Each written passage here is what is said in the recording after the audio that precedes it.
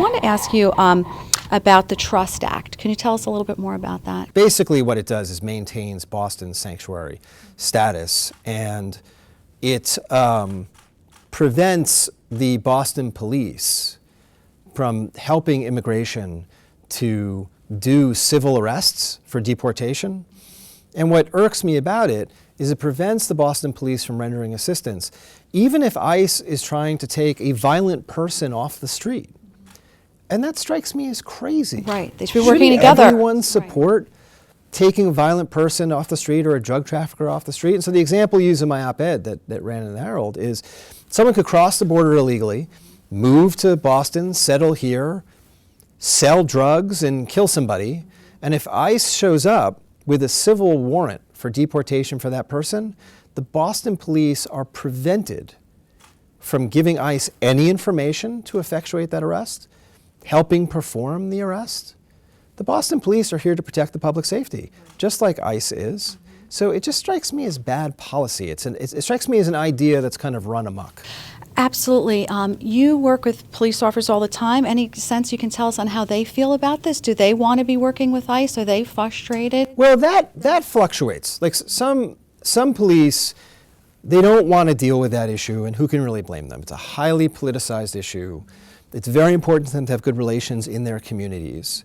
I think they all support the law enforcement mission, including ICE's mission, but it really varies whether a particular police department wants to be in close coordination with ICE. Is this true that when an illegal immigrant is released from prison or jails, they're not allowed to notify ICE? So basically these dangerous criminals, ex-convicts, are released into our communities and we don't know about it because ICE is not...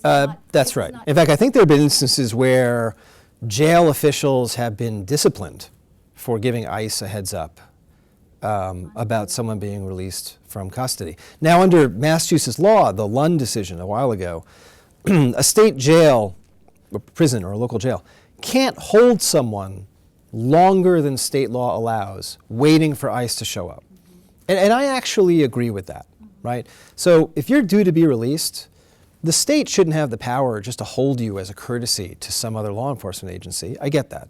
But nothing stops the jails or the prisons from giving ICE a few hours notice of when someone's going to be released, so ICE can send an officer over there to take that person into custody if ICE wants to do that. It's just good sense. Right. I mean, look, when sex offenders are released back into communities, there's a sex offender registry, which is a good thing because it alerts the people in the community, keep your children safe, and this is bad person's lurking. But yet there's literally people who've murdered others, who are murderers, they assault, rapists, being released, and we're not being notified about it as a public.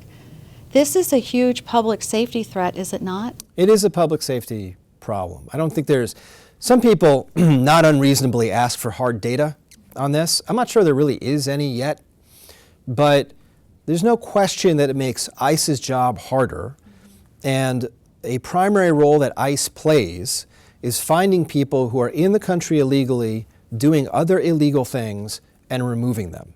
And that should not be controversial. And making it harder for ICE to do that has to some degree, make our community less safe. There are some people who support giving illegal immigrants driver's license because their argument is, well, we want everyone driving on the road safely. So if someone takes a road test and they learn how to drive properly, then that's going to keep the community more safe. Yet by not charging them, someone driving without a driver, so for example, in Cambridge, as you know, the city councilors just passed an ordinance that they won't charge an illegal immigrant without having a driver's license. Right. And so a lot of people are upset about that because they say, wait a minute, if an American citizen was pulled over without a driver's license, they would be penalized. So now that creates basically a dual justice system where people who are criminals who came here illegally are being shielded against consequences, but taxpayers are not. What you see is these particular benefits that some jurisdictions want to extend to people who are here illegally distort society a little bit, because what those jurisdictions are doing are ignoring the fact that every person who's here illegally is here illegally. They have violated federal law to be here. So the local jurisdiction is implicitly ignoring that and then handing the person a license or not arresting them for breaking a law where we would be arrested or cited, meaning someone here legally would be arrested or cited for breaking that law. And so it's just another indication of the underlying problem that you should not be ignoring the fact that you have a class of people in the United States who intentionally violated federal law to be here.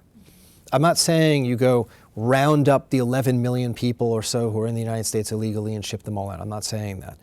But better border enforcement and more consistent immigration enforcement would publicly make more sense, and they should do that. And it would ultimately lead to less conflict in this area, because you wouldn't have things like, should jurisdictions give driver's licenses to people here illegally, or you wouldn't have any of that. If you had, going forward, just consistent border enforcement that allowed us, the people of the United States, to decide who comes in, instead of having whoever's out there who wants to come in deciding for themselves. Right, and in Cambridge now, the city council, what's happening is the police can't arrest an illegal immigrant without a driver's license. Instead, they're going to issue them a summons. And so that shields blocks ICE from knowing about the incident. Because if they're arrested, ICE would know about it. It might show up on a database. Right, exactly. So again, that's yet another example of making it difficult for ICE to do their job. You arrest so many dangerous actors here, gangs throughout Massachusetts, gangs, sex traffickers, drug traffickers. Just generally, how many of them are here illegally, roughly? I mean, I know it's hard to gauge the number. It's a good question. I don't think we have an overall figure. I can tell you that in our drug trafficking prosecutions, it is not at all unusual to be arresting people who are here illegally. We arrest a large number of Dominican drug traffickers who have entered the country illegally. We've seen it with MS-13, with the violent Salvadoran gang, where we will we'll arrest 20 or 30 people, and we will find that a large portion of them are here illegally. So I think that's where we see it most.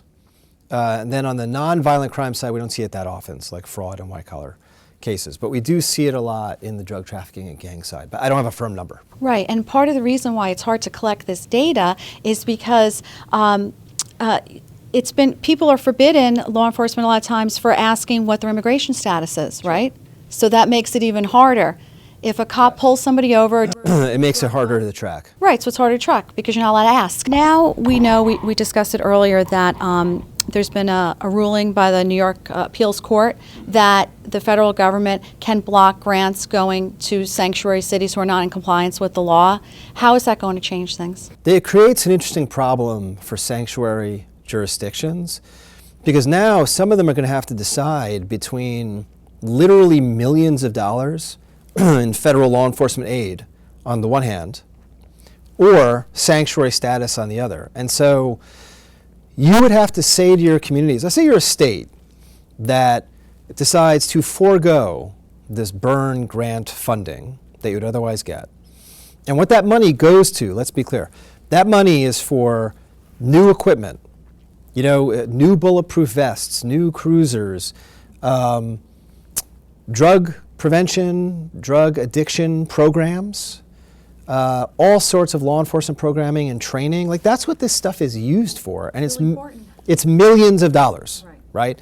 So if you're a state trying to pick between these two things, you have to explain to your own citizens that you thought making it harder for ICE to arrest illegal immigrants who are committing other crimes was more important to you than millions of dollars in law enforcement funding that your police departments could use to make themselves and the whole community safe. That is now the decision that these jurisdictions face. Mm-hmm.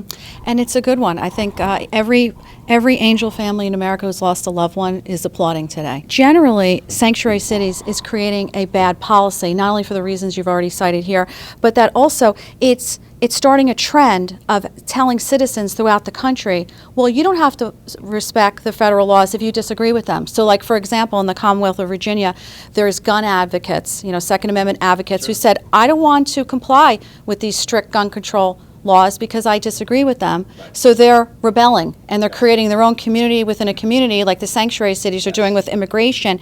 And this can happen on any political topic. It could be abortion. Let's say pro-life people say, no, we're not abiding, or any issue. People can just start carving out a government in a government. It's taking lawlessness and wrapping it in self-righteousness. That's what it's doing, right? That's what sanctuary jurisdictions do. They decide that they want to inhibit the enforcement of federal law, and they pat themselves on the back for doing that. And so you're setting a very bad precedent. And so the Second Amendment sort of sanctuary towns are a perfect example of the consequences of this kind of thinking. Right now, I'm a strong supporter of the Second Amendment, but I'm a rule of law guy. And if the state of Virginia passes laws, constitutional laws, further restricting gun ownership, it applies in those sanctuary towns in Virginia just like it applies anywhere else. And that's true of the sanctuary cities on the immigration side. You can't pick and choose the laws that you follow. It doesn't work that way. Even if you don't like that particular law, or if you want political gain out of resisting that particular law, you're not allowed to do that.